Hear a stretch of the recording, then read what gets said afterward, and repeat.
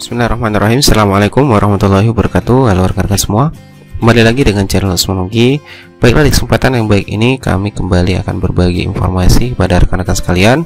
Namun tepatnya di video kali ini kami khususkan untuk membahas terkait bagaimana cara daftar ulang dan pilih formasi P3K Guru tahap 2. Tentunya ini berdasarkan dari panduan untuk seleksi kompetensi P3K Guru di tahun 2021. Oleh karena itu, silakan simak videonya sampai selesai, dan seperti biasa bagi rekan-rekan yang baru pertama kali menemukan channel ini, jangan lupa untuk tekan tombol subscribe-nya dan aktifkan lonceng notifikasinya agar setiap kami ada informasi-informasi terbaru seputar P3K Guru, rekan-rekan yang pertama kali mendapatkan notifikasinya.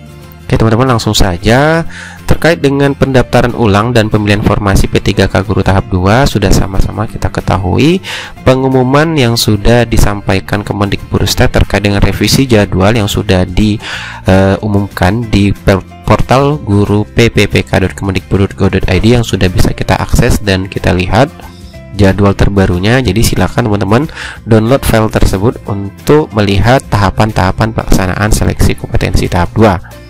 Nah, mengenai cara daftarnya di sini teman-teman, kami sudah punya panduannya yang bisa jadi patokan kita nantinya. Tentunya untuk melakukan pendaftaran ulang dan pemilihan formasi bisa kita lakukan nanti yaitu di portal akun SSCSN yang sudah kita buat. Tentunya hal ini sudah teman-teman buat semuanya di akunnya masing-masing, yaitu di sscsn.bkn.go.id. Jadi caranya langsung saja nanti teman-teman masukkan nih, kemudian masukkan password, kemudian langsung saja login atau klik masuk. Nah, tentunya untuk di tahap 2 ini nantinya setelah teman-teman login di bagian SSCSN itu nanti mungkin akan muncul lagi tampilan pengisian biodata. Namun sudah kita ketahui untuk pengisian biodata ini itu sebenarnya sudah kita isi di tahapan seleksi administrasi kemarin. Jadi tentunya ini tidak perlu lagi kita isi teman-teman, atau silakan di skip saja karena hal ini sudah diisi sebelumnya di tahapan seleksi administrasi. Yang penting di tahapan pemilihan formasi atau pendaftaran ulang itu sama seperti biasanya, itu ada bagian biodata, jenis seleksi, formasi, dokumen, dan resume. Nah, ini bagian biodata silakan di skip ya.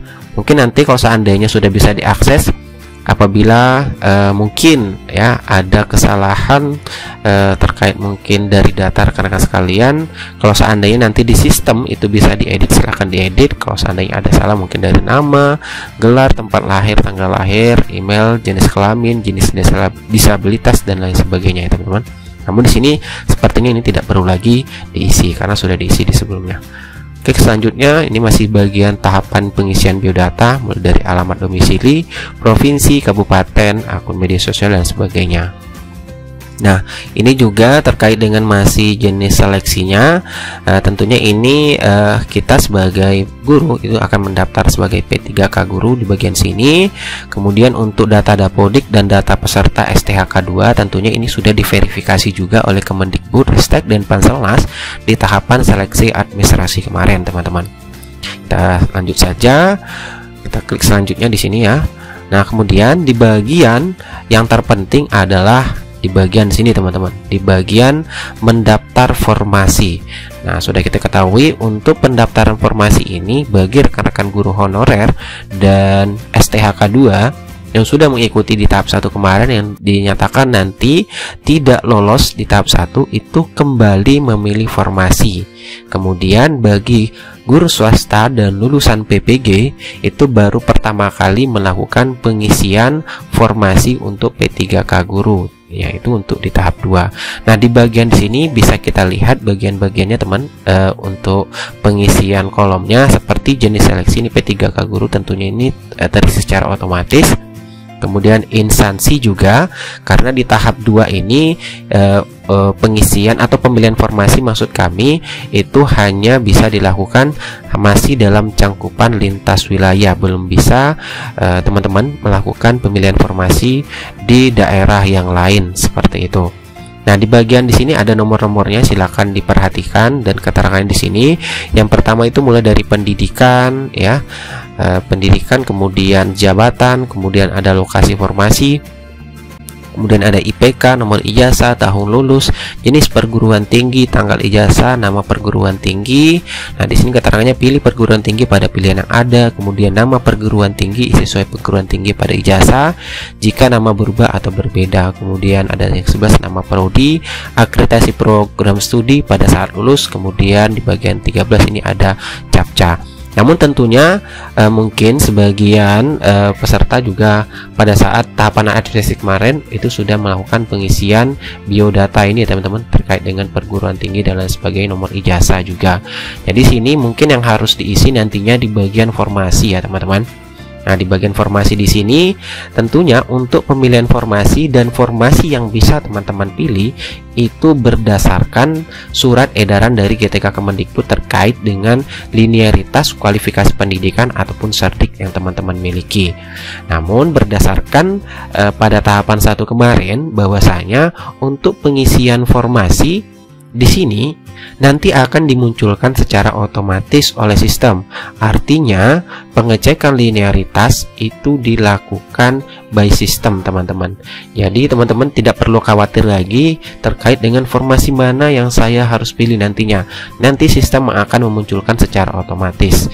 Jadi teman-teman silakan nanti pilih formasi jabatan yang teman-teman pilih di bagian jabatan ya teman-teman. Nah, silakan dipilih nanti terkait dengan formasi-formasi yang teman-teman pilih seperti itu. Nah, kemudian setelah teman-teman pastikan semua sini sudah terisi nanti formasi dan sudah memantapkan hatinya untuk memilih formasi tersebut. Karena terkait dengan formasi ini memang formasi yang bisa diisi nanti tentunya adalah formasi-formasi yang masih tersedia di tahap 2 yang belum terpenuhi di tahap 1. Dan yang perlu juga teman-teman ketahui di tahap 2 ini itu tidak ada lagi pengkhususan untuk guru induk. Jadi semua peserta di tahap 2 itu bersaing secara umum ya teman-teman. Tidak ada lagi pengkhususan atau afirmasi bagi guru honor induk yang diprioritaskan seperti itu.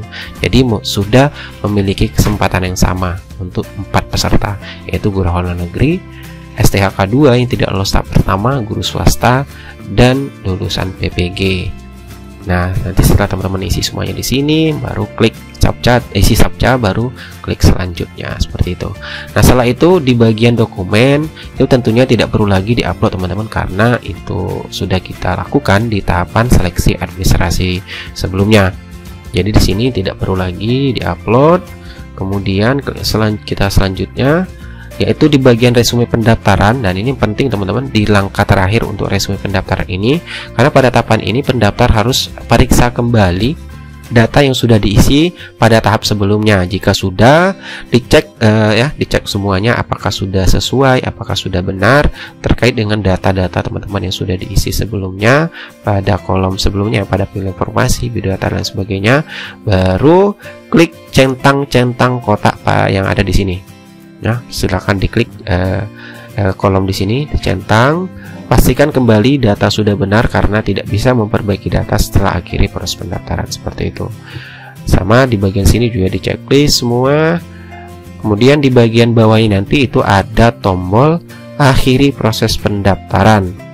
Maka setelah nanti diklik ini akan muncul ketika sudah mencentang semua kolom di sini teman-teman. Jadi pastikan semua sudah centang, dan di bagian sini juga baru nanti akan muncul tombol akhir proses pendaftaran.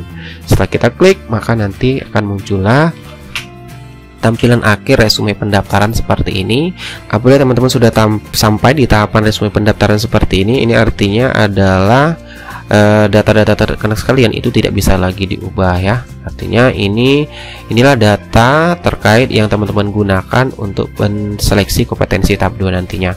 Setelah itu teman-teman klik saja kolom iya di sini, tombol iya, maka nanti teman-teman akan diarahkan untuk mencetak kartu pendaftaran. Silakan dicetak lagi, dan untuk kartu peserta ujiannya itu ada jadwalnya sendiri teman-teman, dan kita lihat jadwalnya untuk pencetakan kartu peserta ujian itu nanti akan dilakukan di tanggal 8 sampai dengan 9 November 2021. Jadi silakan dicatat juga teman-teman, ini adalah jadwal pelaksanaan seleksi kompetensi tahap 2 untuk guru P3K di tahun 2021. Oke, itulah informasi dan tutorial singkat yang bisa kami bagikan pada rekan-rekan sekalian yang akan mengikuti seleksi kompetensi tahap 2. Sekian dari Psikologi. Wassalamualaikum warahmatullahi wabarakatuh.